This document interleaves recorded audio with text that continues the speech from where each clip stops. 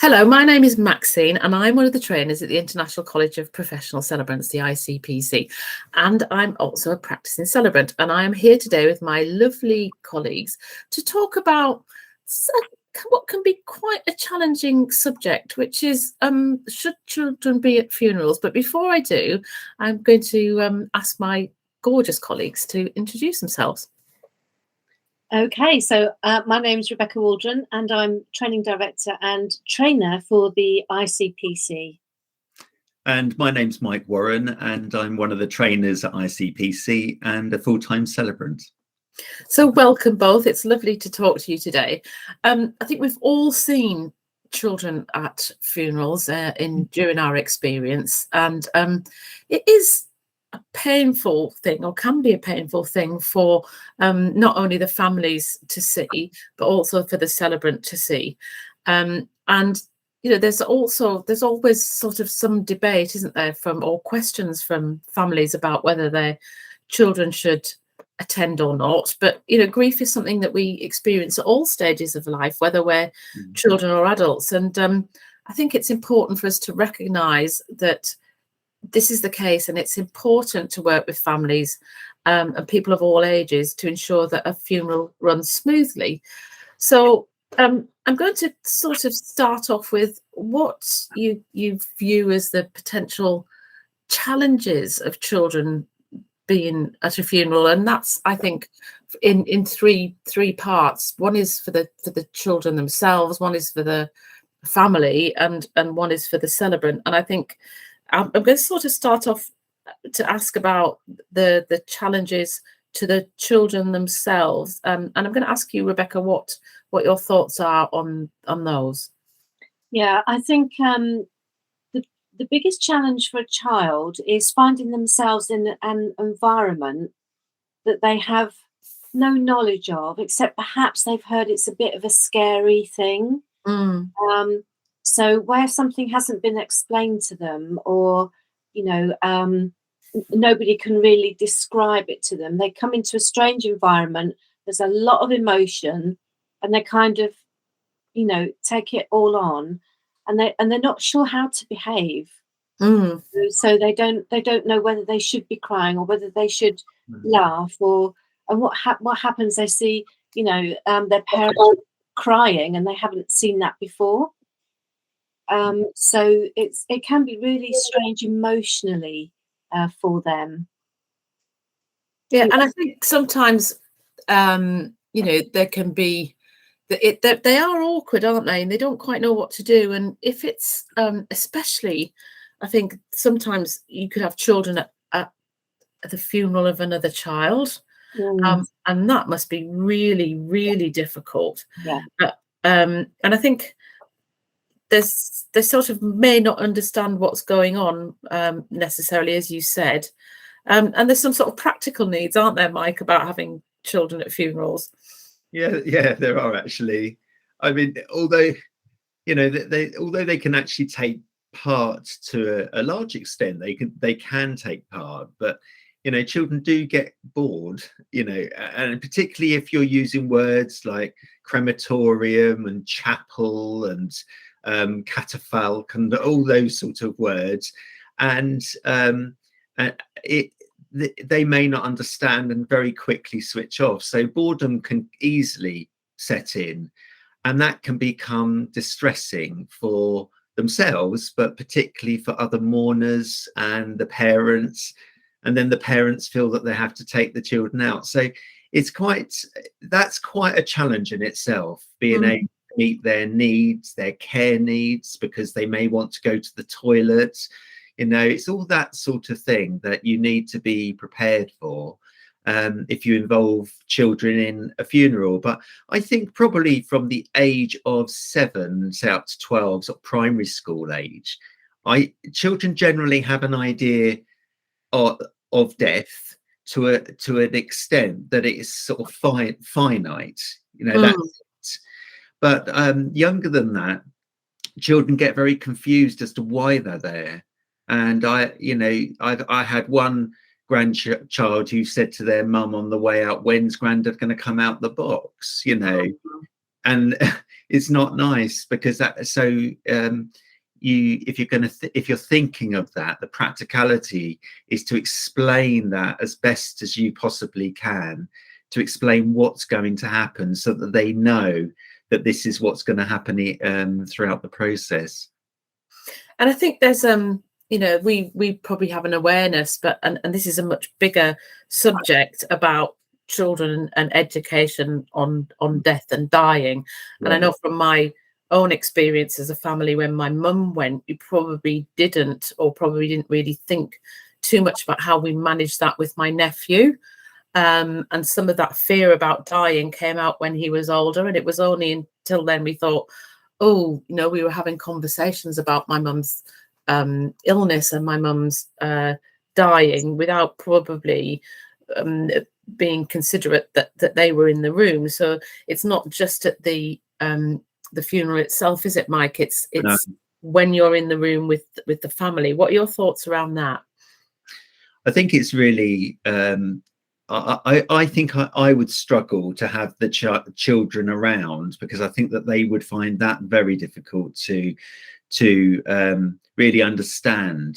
But I think it is definitely a conversation to be had of how the children coming, are they going to be there, and how can they be involved, how can they partake in what happens. So sometimes if the grandchildren are coming, for example, or the children coming, it's good to be actively thinking about all mourners that are there, including the younger children. So I think it's quite important to think, how can they get involved in the ceremony in a way that is quite practical for them and involves them, whether it is actually whether it's coming up and tying a balloon to Granddad's coffin, or whether it is coming up and giving a special rose or saying some words, or drawing a picture. But it's important to consider that with parents at the planning stage. Thank you. And Rebecca, when you come across a family and they ask you those questions, or it's apparent that they do want the children to come to the funeral, what's your thinking, and how do you work through that with them? Well, it does very much depend on the language that's used in the family, in my experience, and how they've talked about death in the past. Is death, or is death? Does that just mean that somebody has got in a box, as Mike mentioned? I think for children, what I have found in the families that I visited is that actually if you ask them questions about the person who's died, depends on the age again, but they love to say, yeah, I used to play with Granddad on the floor, you'd play Lego with me, build this, or, Grandma I'd be baking cakes with her.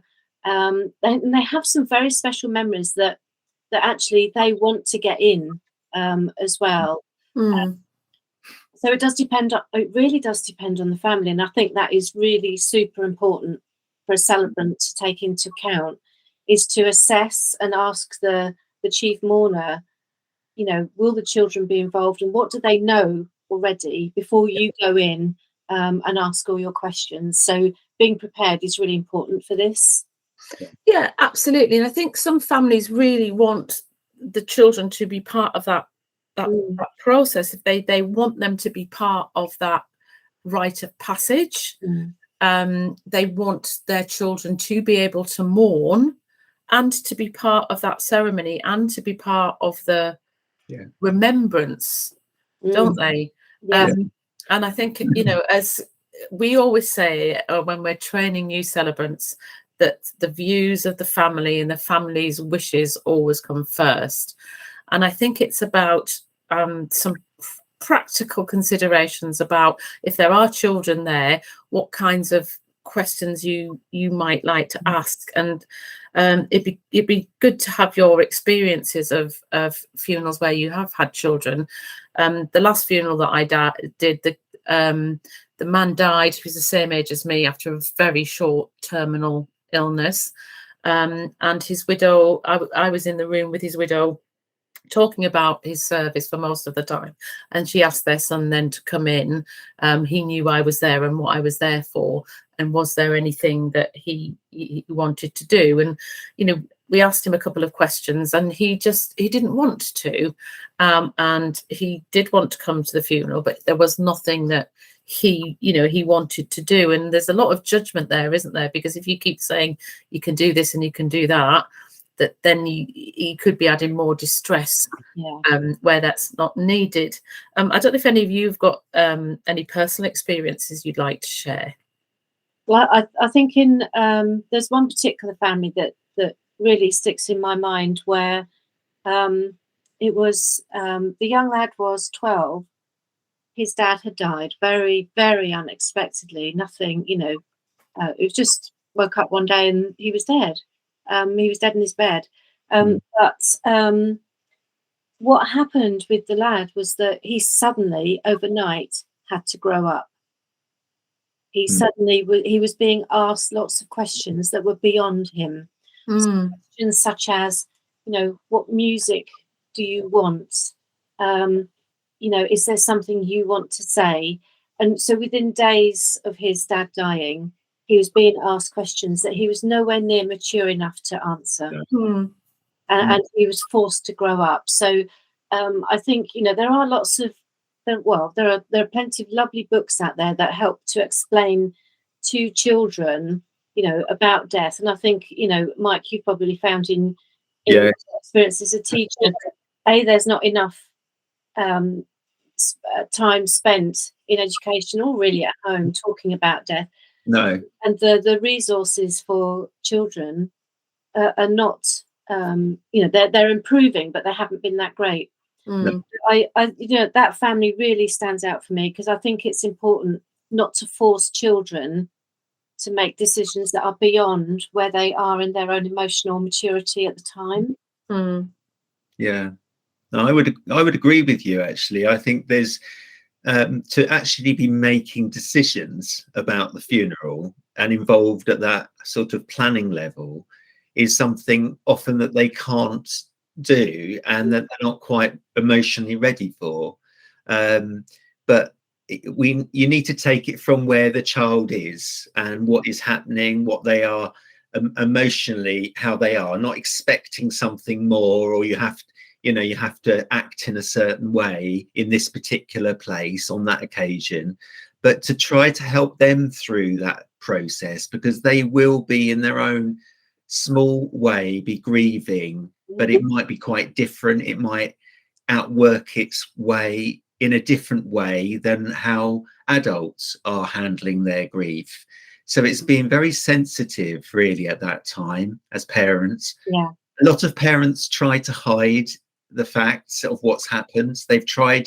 I've even been asked advice, how can I approach or what should we say or what shouldn't we say? Because they don't quite know, they don't want to upset the children. But I think what's quite useful with children is that they're very resilient, sometimes more resilient than we even give them credit for. And they can do and understand things, if explained well and involved at the right level. They can do things beyond what we thought that they could do, without necessarily putting more pressure on them. So trying to get them to just talk it through. And I think one of the most important things is to just be honest about things and don't try to cover it up, up to the stars, or he's passed, like phrases like he's passed away.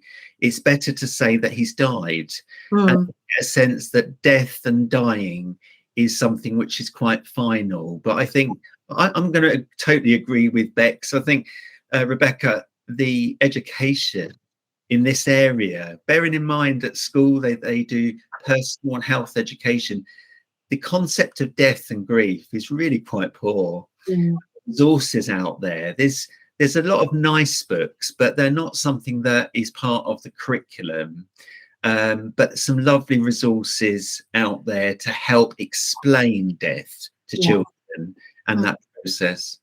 It's interesting though, Max, I was just going to say, and you may well have seen this as well, that with younger children though, sort of age 3 or 4 maybe, They're Mm. quite sort of matter of fact, and if they're there, they kind of bring a little bit of there's a different sort of context, and they're just sort of looking around very matter of factly. And you know, if they are at a funeral for their younger sibling, you know, if it's a child death, a baby death, you know, they quite often go up and they sort of put a little toy on the coffin and just go, there you are, Bobby, or whatever, and you know, and off they trot back to the parents. So it's different. It's very difficult to anticipate actions, really. I think ultimately we respect the wishes of the chief mourner, but I think it's a great shame if children are not given the opportunity. And you know, this is just my personal opinion. Don't speak for everybody.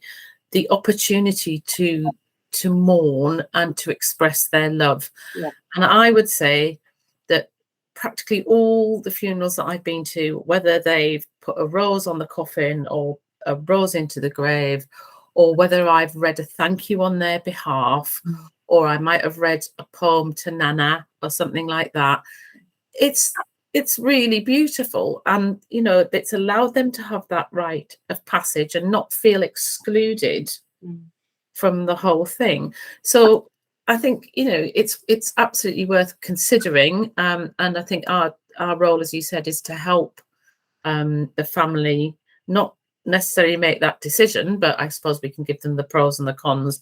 But we could ask them about the child and what would they like, because it's, you know, it's difficult. I kind of just want to ask you both about your actual experiences of having children at funerals and what you've said and what that was like for you. So I'm going to start off with Mike. Yeah. So I think one of a funeral that I can think of is one where the grandson who's literally, I think he was probably 13, really relatively young, really, that he was wanting to come up and do a special reading, but had never gone into a crematorium before or a chapel like that, never stood up in front of everybody before. So it was, I think everyone was slightly on tenterhooks as to how they would get on. So I suppose I offered to try and support him as much as I could. So we gave him a bit of a, you know, we sort of did the actual words together. You know, I sort of helped him through those words, and his mum was there as well. And we sort of talked about the words he was going to use. So the process of actually, it was his own words he wanted to say, but it was very short, and he just wanted to put those ideas down. And on a practical level as well, we wanted him to be aware of what was happening. So during the week, when it wasn't the actual service, we arranged to go into the crematorium to show him where he would sit, to show him where Grandad would be, to show where he would stand. So it just hopefully alleviated some of those fears of standing up. And I explained how the microphones would work, and when I'd invite him up, and if he didn't want to say it, then I would step in, and I was right there. So it was trying to give him confidence. And you know what? I was so amazed by his total ability just to speak with just so much confidence and love for his granddad. He didn't falter once. I think he just felt totally at ease sharing what he was sharing. I think some adults would have really struggled, but it's amazing. He really he did his granddad proud, but he did the whole family proud, and I think he was surprised with the way he had been. So I was thrilled. We were all thrilled because everyone was on a slight tenterhooks. Will he be okay? And that was wonderful. He had a chance to say goodbye. Oh, thank you. Rebecca, what are your memories? Anything that comes to mind for you? Yeah, I think, well, there's all sorts of things that go on with children, but I think with it tends to be sort of parents with babies that that worry a lot about noise in the chapel, where the baby's going to cry and things like that. So, I always say to them, don't worry, that is the pram in the way in the aisle, and helping them with those practicalities and letting them know that actually the baby cries, let's not worry, and they know what to do, whether they want to leave, they know where the exit is. When I had, one funeral where the baby cried through the whole thing, but actually nobody minded.